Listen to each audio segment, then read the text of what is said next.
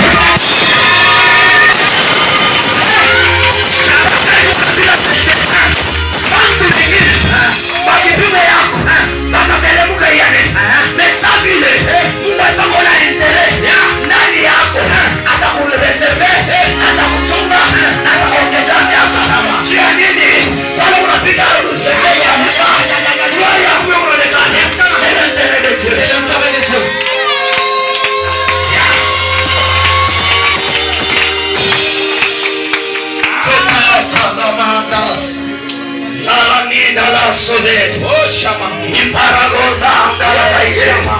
Iranana masapaya. Oh shama. Lipakato shapaya. Yes. Sende de paude veni. De paramana masia. Ese venene sopa. Paya paya paya. Paya paya paya.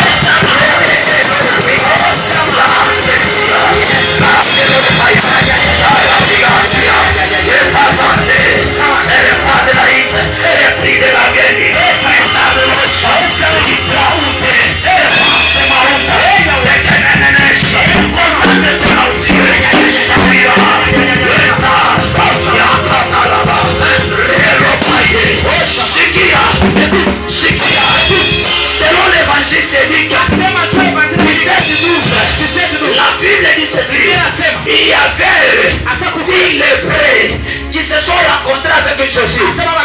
Jésus voulait aller à Jérusalem. Mais en allant, il a voulu d'abord passer par un village. Mais lorsqu'il entrait dans ce village, il y avait 2 lépreux.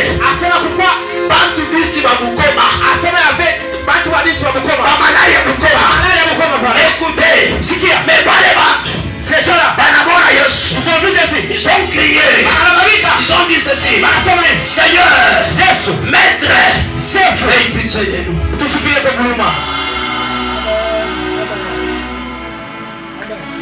La Bible dit ceci.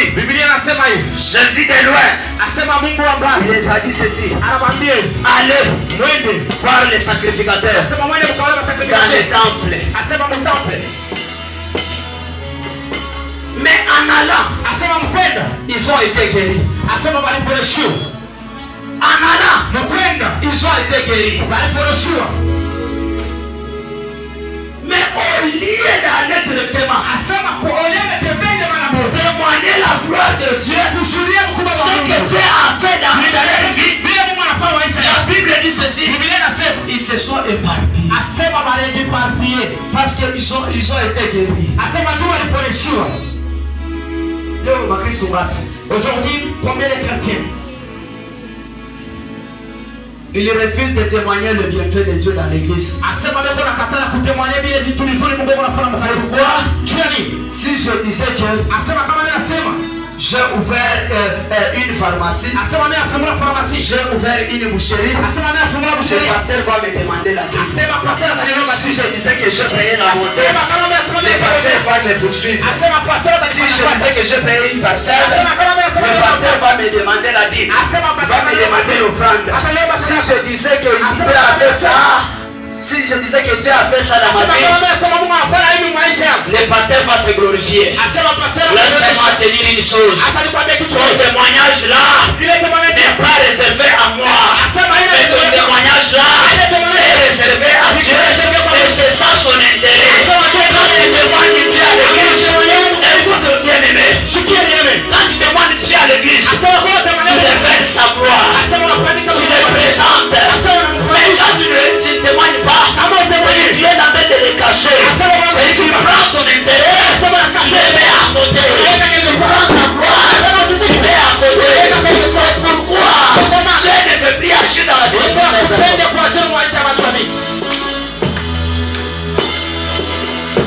mais quand tu témoignes à l'église, devant le pasteur, devant les fidèles, ce que Dieu a fait dans ta vie, directement, le témoignage là, donne la force à quelqu'un d'autre. Le témoignage là, donne la force à quelqu'un d'autre. Il veut avoir quelqu'un avait déjà les cœurs brisés. Il prenait la décision d'abandonner les études. Mais quand tu as témoigné, cette personne retrouve la force de persévérer dans la présence de Dieu. C'est l'intérêt de Dieu.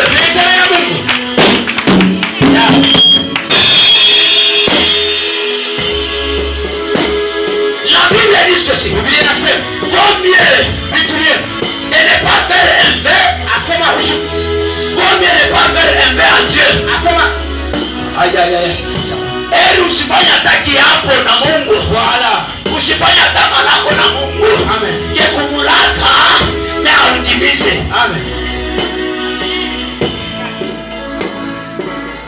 Combien de gens? Dieu aussi si j'entrais en 2024, je ferai ça. Mais après avoir dit, si j'entrais en 2024, je te donnerai une action de grâce. Une offrande de 200 000. Mais imaginez quelqu'un qui a $1000. Pour faire sortir 200 000 francs, il est bien incrédule. Mais il a oublié que il avait déjà fait un verre à l'éternel. Écoutez, quand Dieu ne trouve pas son intérêt, il risque de prendre l'intérêt par force. Et quand il décide de prendre par force, quand il va pleurer. Parce que quand vous m'avez arrivé, je vais aller à l'eau. Je vais aller à l'eau. Parce que je vais aller à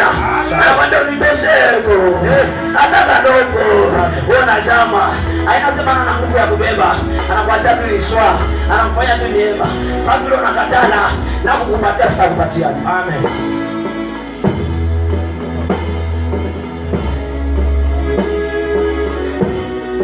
Bebea.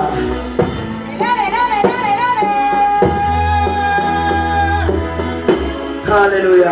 Amen. Que Dieu te bénisse. Je crois que je dois me limiter par ici. Je dois me limiter par ici.